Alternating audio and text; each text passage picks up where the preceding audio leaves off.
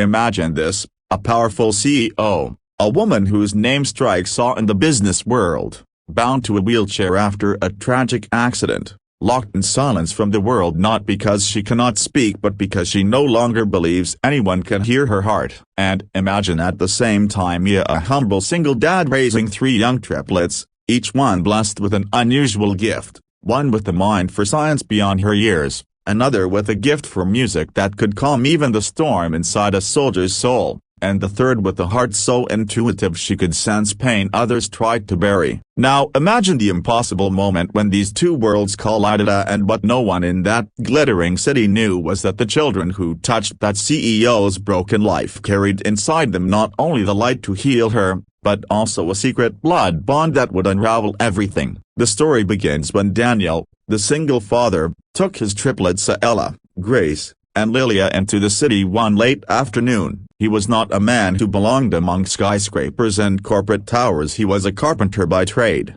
a veteran by history, and a father by heart. Every day was a struggle of bills, of patching shoes, of smiling at his daughters so they never saw how heavy his chest sometimes felt. But his girls, oh, they were fire and sunshine. They insisted he take them to the city because Ella had designed a small gadget for her school science fair.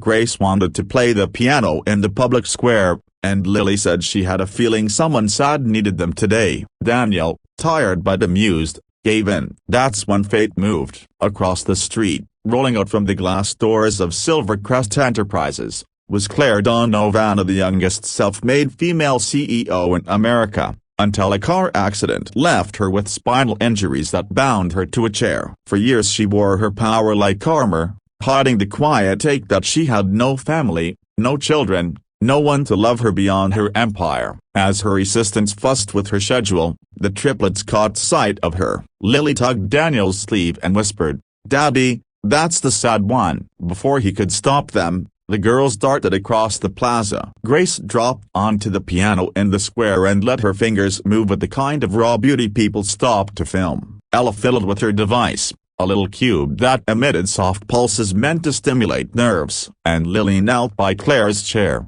looking straight into the CEO's guarded eyes. "You're hurting inside," she said simply. Claire froze because no adult had ever dared say that, and no child had ever seen through her like that. Something cracked, something opened. Against her own instincts, Claire allowed Daniel and his girls into her private world. She tested Ella's gadget on her trembling hands. For the first time in years, she felt sensation return, faint but real. She listened to Grace play until tears she'd buried spilled uninvited down her cheeks. And Lilia, sweet Lilia, kept holding her hand, whispering, "Don't be afraid, Mommy." The words struck Claire like lightning. She demanded to know why Lily called her that, but the girl only shrugged and smiled. Daniel, embarrassed, tried to pull them away, apologizing profusely, but Claire surprised him with words he never expected, "Stay, please." That evening, Claire had them come to her penthouse. What began as an awkward dinner unfolded into something breathtaking. The girls filled her cold,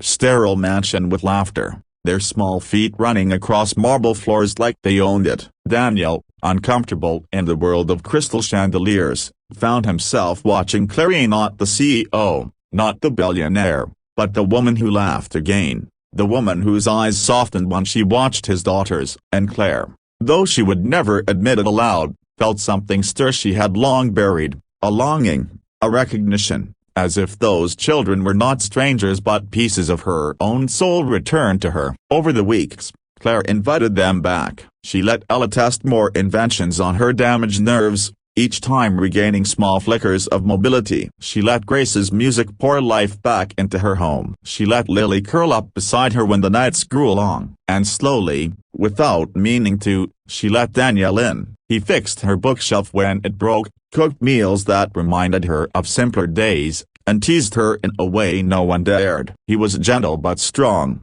carrying burdens with quiet grace, and though she was a woman who had everything, she found herself looking forward to the knock of his callous hand at her door more than any board meeting. Yet as this fragile happiness grew, shadows of the past stirred. Claire began digging through her own records, her medical history, and something didn't add up. The triplets' birth dates, their blood type, The uncanny resemblance one of the girls bore to her own childhood photographs, it clawed at her until she could no longer ignore it. One night, after the girls had gone to sleep in her guest rooms, Claire confronted Daniel. "Tell me," she demanded, her voice shaking, "where did you adopt them?" Daniel's eyes widened. "Adopt? Number, they're my daughters." But Claire pressed further, her heart pounding. A test, just one test, was all it would take. When the results came back, the world stopped. The triplets carried her DNA. They were hers. The children she had been told died at birth years ago during an emergency surgery. A broken bar had been taken from her without her knowledge,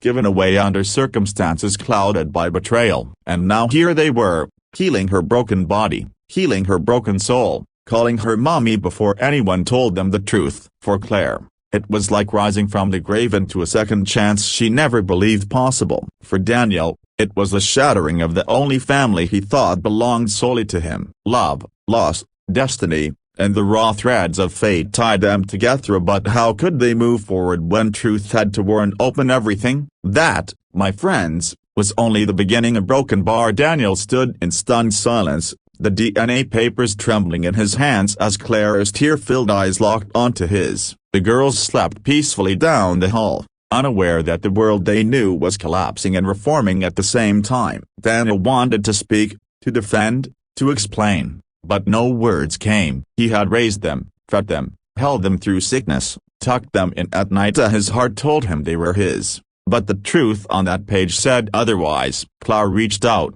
her fingers shaking, as if afraid to touch the fragile moment between them. "They're mine," she whispered, her voice breaking. "They're my babies. I was told a broken bar they didn't make it. I mourned them for years, Daniel. I built walls so I wouldn't drown. And all this time a broken bar." She couldn't finish, her sobs taking over, years of grief spilling out in a storm that shook even her carefully constructed armor. Daniel, torn between anger, fear, and compassion, knelt beside her. "Claire, broken bar I never knew. I swear to you, they've only ever been my girls. I don't know how this happened, but I promise you I never kept them from you." His voice cracked at the edges, raw with truth. Claire looked into his eyes and saw it, the sincerity, the pain of a father terrified of losing the only thing that gave his life meaning. And in that moment, a different battle began, not between them, but between destiny and choice, between blood and love. Days turned into weeks as lawyers,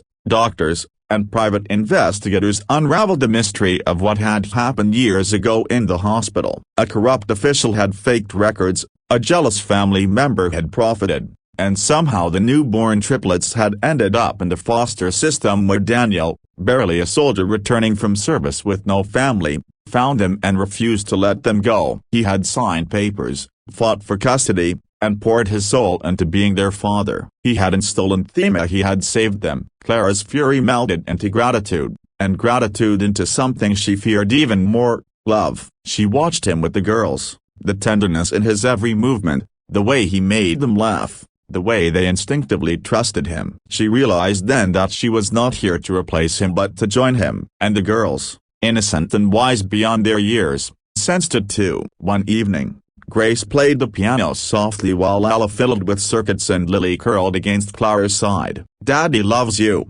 Lily murmured, half asleep. Then she lifted her head and whispered, "And now Mommy does too." Claire's heart shattered and healed at the same time. She reached out, taking Daniel's hand across the couch, her grip both terrified and unyielding. He hesitated, but then, as if surrendering to a truth greater than both of them, he held on. Healing didn't come easy. Claire's recovery was painful, her therapy sessions grueling, but with Ella's invention sparking breakthroughs, Grace's music lifting her spirit, and Lily's unwavering faith, she walked again step by trembling step until the day she stood upright at a company event with Daniel and the girls at her side. The crowd erupted, but for Claire, only one thing mattered: the family she thought she'd lost had returned. And the man she never expected had given her more than healing. He had given her home. Under the glow of lights that night, Daniel finally spoke the words that had been pressing at his chest. "I thought I was alone in raising them, Claire, but I think a broken bar maybe we were meant to raise them together." Claire's eyes brimmed as she whispered back,